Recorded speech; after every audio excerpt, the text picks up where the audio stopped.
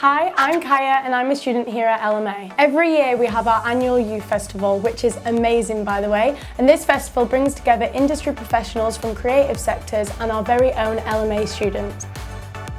My first impression of a YoUFest was, whoa, an event of this magnitude is something that everybody needs to get to.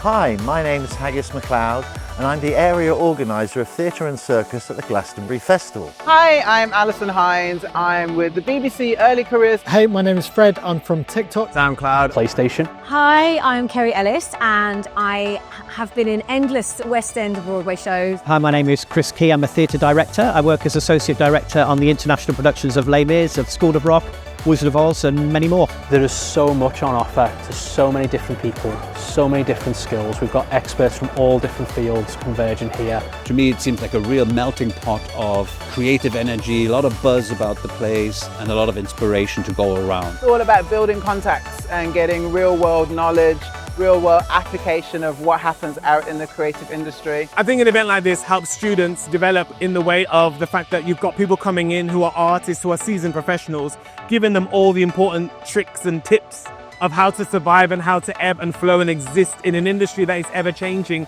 It's a great network opportunity and also finding out how I can better prepare myself for a future in this industry. It's a massive opportunity for you as a professional trying to make something of yourself. This is something that is necessary and I don't think I realised how necessary it was until we got here.